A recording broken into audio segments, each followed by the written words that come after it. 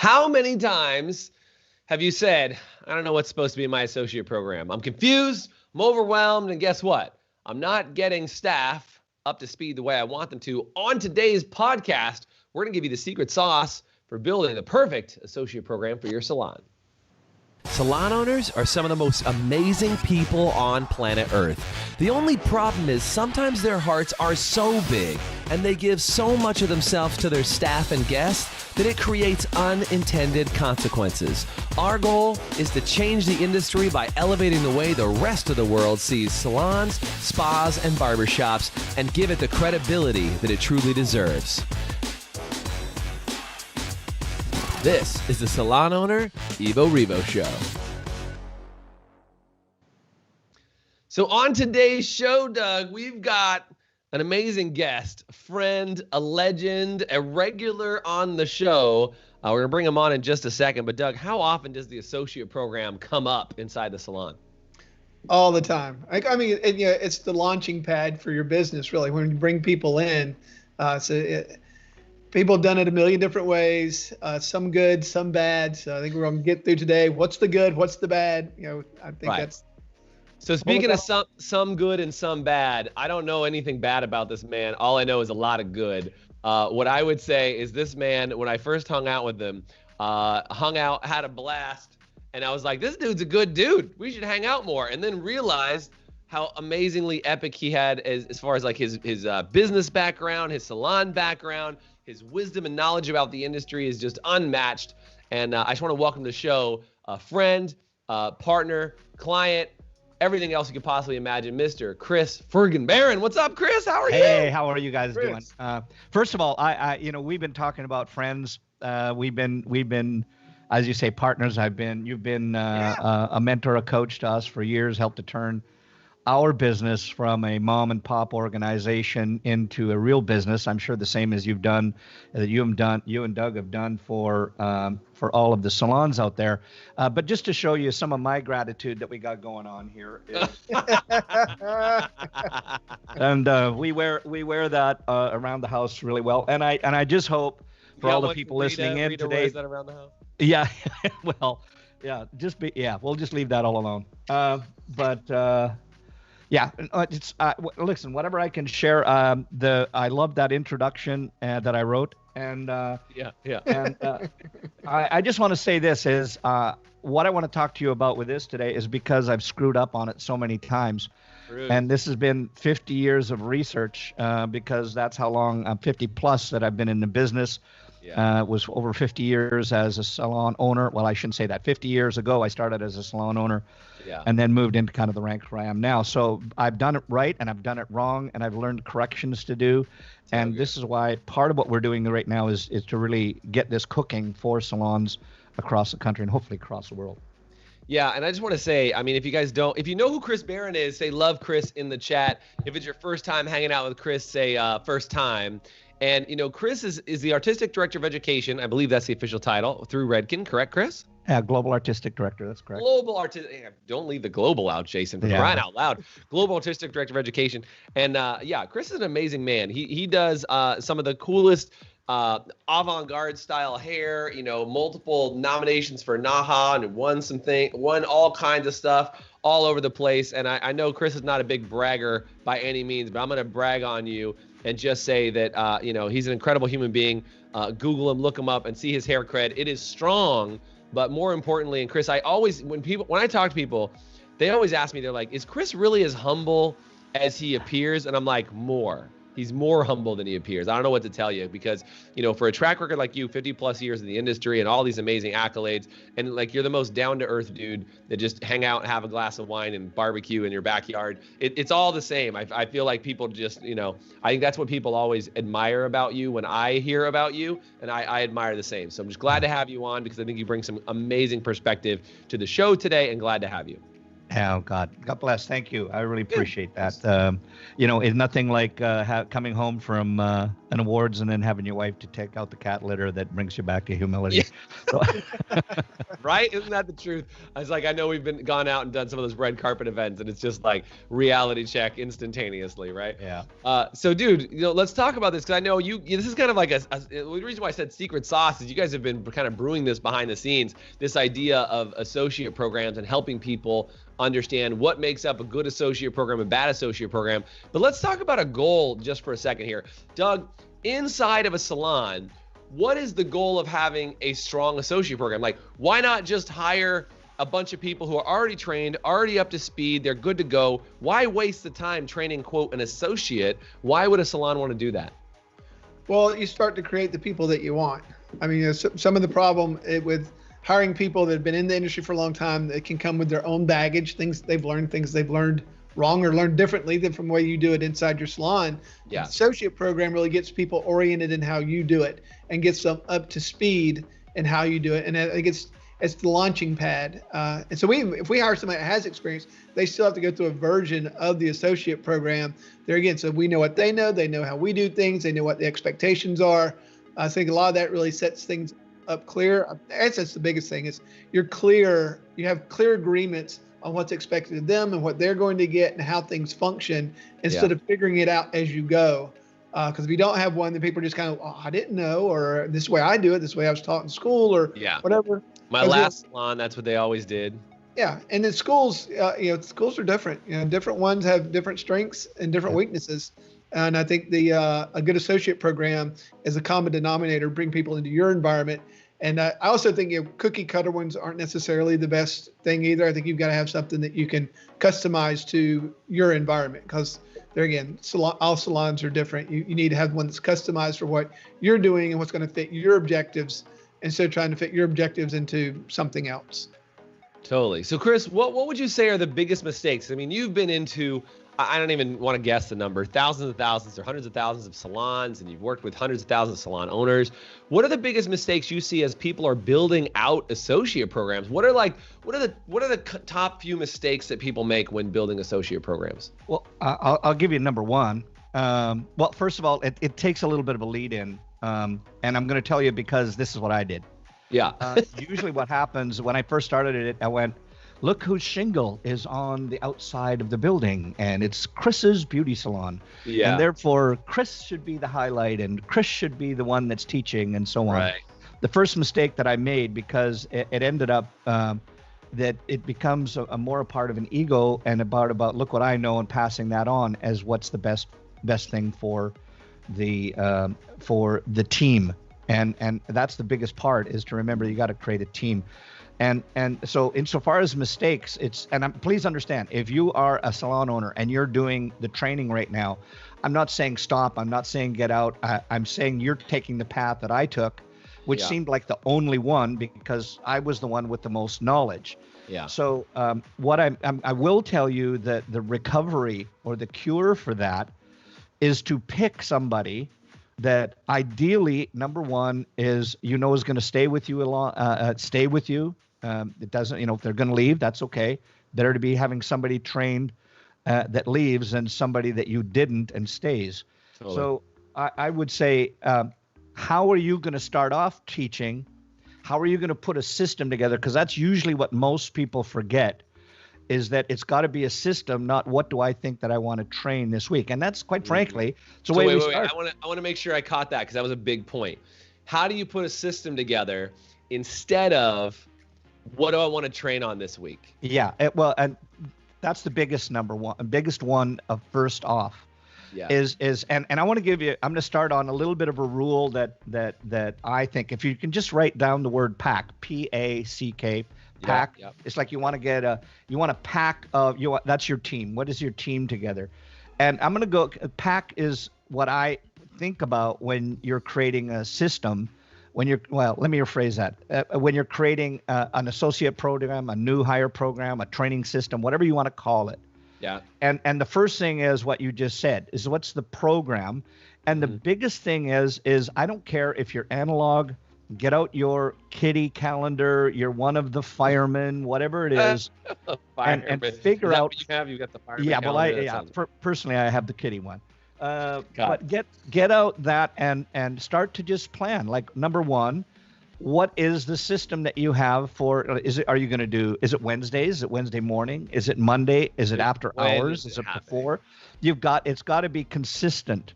So let me give you kind of the acronym first, and we can just got to go back and forth because PAC isn't necessarily built in a specific order. PAC is number one, A is number two. This kind of all combined. So if you think of P stands for your program. What's your program? What's the system? What's the calendar that you're going to use? And now here's the one that that is probably not the hardest one, but the most effective one. A stands for accountability. What's the accountability factor that you have put into it? Meaning, when I say test outs, I don't mean that you have to have elaborate quizzes, although that's something we're working on. I'm just saying that if you're going to train somebody, what is the level of accountability that you have to them and that they have to you? And then the C stands for culture, because if you start to put that together, and that's what I love that Doug was talking about, some are right, some are wrong. But if you have the right one in place, that's what ingrains the training into your people, what keeps them loyal, because you have a culture that you're starting to build within. Nice. And your culture is not only just the way you high five or the way you greet one another. It's also culture is, if you look at cultures, mean you have a common language. Mm-hmm. What's the language we're doing? I can't say that I'm over directing and you're pushing and I'm pulling, and if we've got to communicate with one another, you have to have a language, and that has to be ingrained into the whole team. Yeah. And then the K is for keep it consistent. Now if you want to have PACC and C is consistent, I just thought the word PAC sounds a little bit better. Good. Keep it consistent. Those are the three things. You have to have a system. You have to be holding people accountable. If you're doing all of that, that's what creates the culture. It's not going to happen immediately. It'll build over time, and you have to be consistent in what it's done. Yeah. I got it. So again, PAC, do me a favor, somebody type in the word PAC, P-A-C-K, type that in the chat just so that we have it saved in there. Because I think, Chris, that is really solid. Like, figure out the program. How do you hold accountable to it? How do you make sure there's a culture and the common language you use inside the salon? And then how do you keep it consistent? Because to your point, it's like, it can't be like a wake up today and what do I want to train on and like, let's figure it out, because it's not really an associate program. In your mind, Chris, if you're talking about, and by the way, one of your other, small projects that you work on the side is this other little thing that has, dozens of schools all over the country, is T-Spa, right? You're one of the members of, T-Spot and ESI, right? That whole school group, is you guys work with dozens of salon schools cosmetology schools and beauty schools all over the country. So you've helped create some of the curriculum for them to develop new students and create these inside salons. How long do you think inside a salon, once they graduate beauty school and then they come to a salon, what's a good time frame for somebody to go through a quote associate program, whether they're straight out of beauty school or they've been around for a while? What are your thoughts on that? Well, first of all, that's a good question, and the answer is to that I would always put is like, how long is a piece of string? There's really no right or wrong answer. But what I will tell you here's what I have learned. And I love what Doug said about you've got to customize. It can't be one set for one school, for one salon. Because here, let's face it, be really, really frank and forward. Is that okay if I just call it what it is? Let's do it, buddy. What you're trying to do is you've got to get somebody from either another salon, a school, a new hire, and you want to get them on the floor as fast as you can, creating revenue. That's the goal. You can't. I mean, in an ideal world, you could say, listen, I'm amazing at what I do. You're going to go through a 3 or 4 year program of sweeping floors. And I think I saw Mr. Chris Moody. I think I saw his name come up on there before. Up there. And I will tell you guys that he is absolutely amazing individual, and he is also one of probably the finest trainers of trainers and one of the finest haircutters I know. Now, but to the point is that in the UK, and the reason why I'm bringing him up is that in the UK, they say you have to go through an apprenticeship, and it's this long. And whether that's right, wrong, or indifferent, it's different here. Most people get people out of school. They just throw them to the wolves, hope they come through, and then are finally guessing and wondering why they're not getting clients. So, here's what I would do. I would put a minimum and a maximum depending on the salon. Yeah. But I would say that the minimum that you want to have before you have somebody doing something that's creating or a part of the earning network in your business is 6 weeks. Between the time that they walk in the door to a minimum of when they're doing something on the floor should be approximately 6 weeks. Yeah. Now let me qualify what that means. And again, this is not only my opinion. I've done research with in creating this. We're right in the middle of creating this associate program that we're hoping to launch by hopefully mid 2021.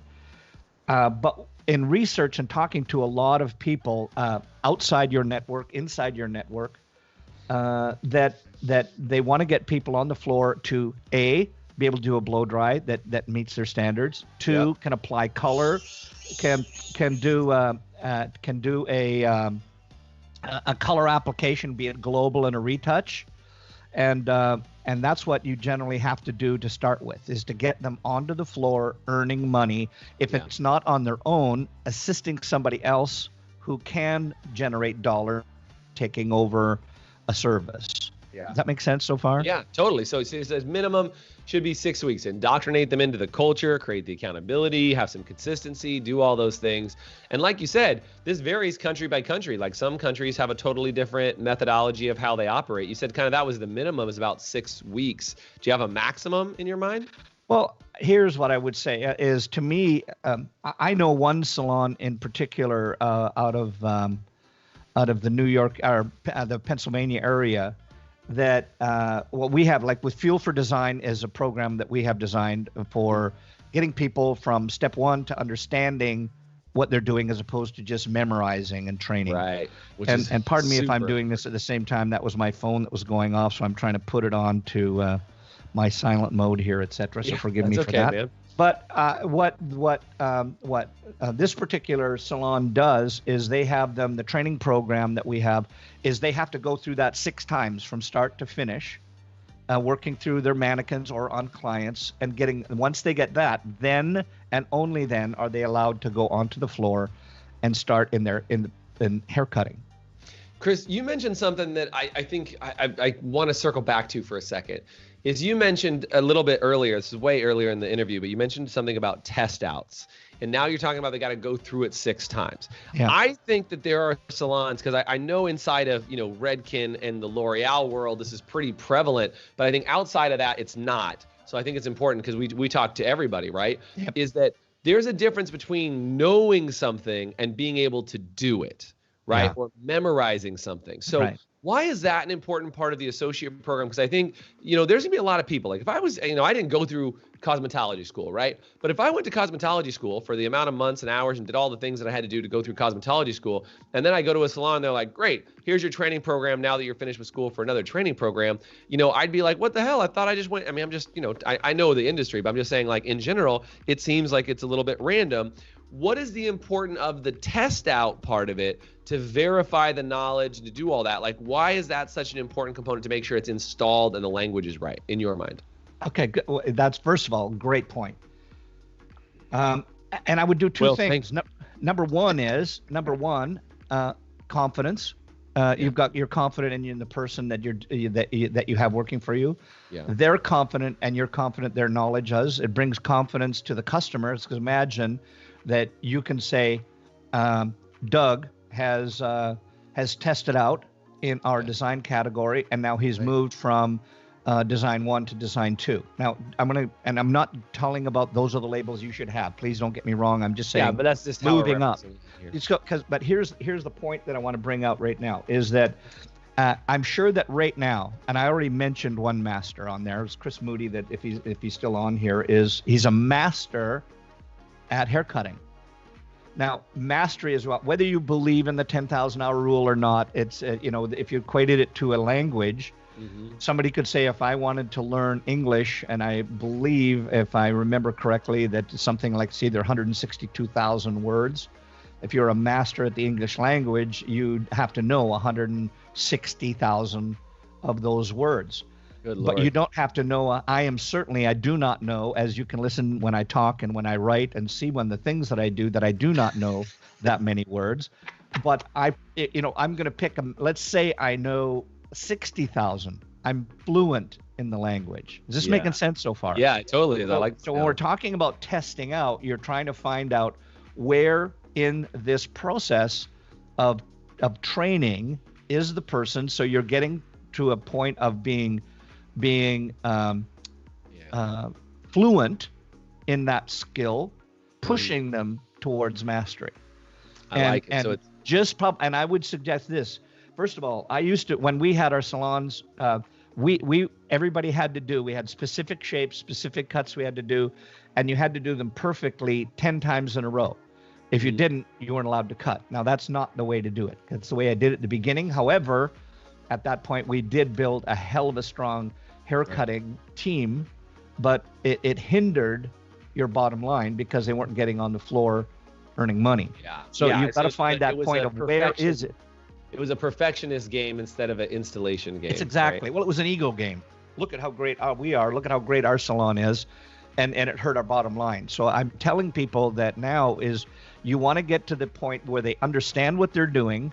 They can do certain things, but then you're pushing them further and further all the time. But number one is teaching. Number two is testing. Where are they at? You have to have the confidence before you're going to put them on the floor. I mean, doctors have to do it. They've got to, before I have somebody opening me up, I want to see that certificate on the wall. Right. Right. And I think that's it. I think you said something that, I asked the question about, like, why would a salon owner want to do this?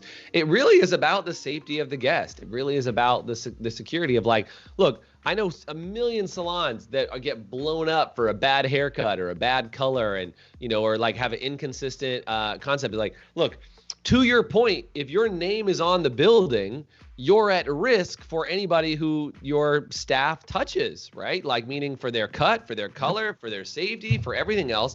And so you're securing your safety of the guest, of your future guests, by putting in a quality associate program, making sure they consistently meet the standards that you've set for yourself. And Chris, you said it really well, which is, don't make this about you and your ego. Make it about the quality that gets put out, not just that component of, like, my name's attached to it, right? Well, you know what, and you bring up such a great point there, because, and I'm going to tell you my foibles, because here's where I was at. I thought it was about me. It was about me, but it's not. It's about it. Listen, if you're still thinking that it's about you, then you just bought yourself a job. But if you're an entrepreneur, then you have to think about your business as a whole. That's why the more that you're at this as the owner or somebody who is, listen, if you're great at doing hair and people come to do your hair and you hate educating, pick somebody else to do the educating, but make sure they're the right one. You can generate revenue. So let me tell you the mistakes that I've made in the past on this. When I worked in a salon, God bless, who I learned lots of stuff from. Still great friends with the people that own the salon. Forever grateful for everything I learned from them. But, I wasn't getting necessarily the training I wanted. They would help and give me some money to go out and train elsewhere and come back. And I got that maybe once every 2 years. But I was the kind of person that I wanted input. I wanted to become who I became, but I wasn't getting it. So I figured, look, here's the skinny. I'm going to start my own business, and I'm going to make sure everybody else is getting lots of training. I knew nothing about business, and then I went into business and I went, holy crap, I got all these bills to pay. I got to start working. So I'm going to work more hours because I'm charging the most. I'm going to work more hours, longer hours. And guess what happened is the training no training. And then all of a sudden, I was caught in the same cycle as everybody else would. I have a turnover of staff because, they came to me because of, they said, I'm going to get training from Chris. If I didn't provide it, they would go away. I lost staff. Right, because they came to work for you because they wanted training. You were stuck behind the chair because, again, you the highest earner, things like that. And so really, I think at the end of the day, having a strong associate program takes that focus off of you. And again, the associate program is not about you doing the training or about you being the celebrity there. It really is about turning them into those amazing people who can be on the floor so you can be running the business instead of having to be running instead of having to be behind the chair. Yeah. And think about it. Think about the loyalty that you bring within your organization when the three of us have a salon, and let's say Doug's the owner, and he says, Jason, you're amazing at what you do. I want you to become my, pick a name, artistic director, education manager, whatever that might be, lead educator, whatever that would be. And between the two of us, we're going to figure out a system here, and we're going to put this together so that we can build more of you. And that's our sole goal, is we can have more of you on the floor with your capabilities and with your skill set. And then we're going to evolve. And that's the big thing that you need to keep doing, is just keep evolving the people, evolving your program, making it better. It's the same thing as when we debrief. What's working, what's not working, and keep changing, keep evolving. Chris, one thing I think you said, I think it's really important, is how do I get people up to the quality and onto the floor generating income for them and me as soon as possible? I think if you figured that part out, how do I get the quality where it needs to be as quick as it needs to be so that they can start making money and this business can start making money? I think that's super important, that people get lost on what, because either they get them out too soon without the quality, or they take way too long and it costs way too much money for the or they leave. They leave. Or they leave to get it somewhere else. So here's what I would say is, don't make the mistakes that I made, where I figured if I had, let's just say you got, and particularly when we started off, it was design, color, finish, perms, retail, and your business acumen. And we thought they had to be there in all of them before they got on the floor. Wrong, bad mistake. Okay, is take a look at it and put your priorities. What's the first thing that you're going to get them to do?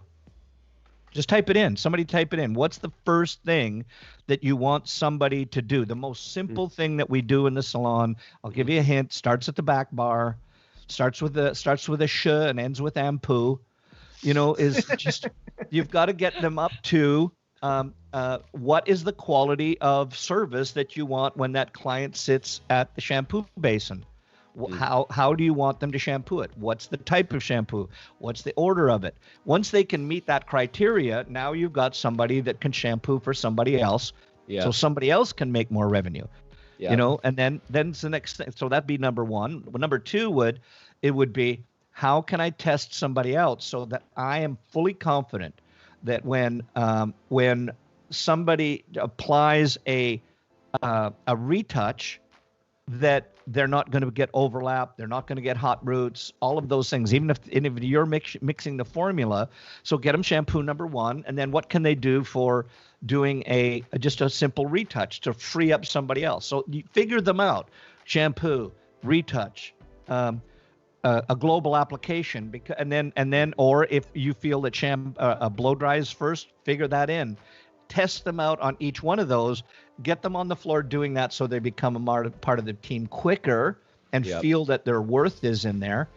And then go on to the other things, like, get them to do those two simple things first before you say that you have to be able to do a balayage perfectly. Totally. And sense? By the way, it totally does, Chris. And by the way, we're going to have you on inside the actual academy and take you through a whole training on this, because I think you could do it. By the way, if you guys want more with Chris, do me a favor and type in more with Chris. Chris, clearly we could talk with you for another hour. But thank you so much for being on the podcast today. Guys, this topic, we could go on for hours and hours and hours. I think the best thing we can do is make sure you get more resources. Do me a favor, if you got some value out of this, do me a favor and say thank you to Chris inside the chat. Chris, brother man, thanks for being on the podcast. Doug, thank you so much for being on today. Hope you guys have an incredible week. And Chris, mega, mega valuable. Thank you so much, sir. We'll leave you guys hanging on for more. And Chris, we'll have to have you back for more podcasts. Awesome. Anytime. Thanks, Chris. Thanks, guys. Bye. Cheers. Peace out. Thanks for listening to the Evo Revo podcast. If you liked today's episode, please subscribe, leave us a review, and you can always get more information, including show notes and the video episodes, at evorevopodcast.com.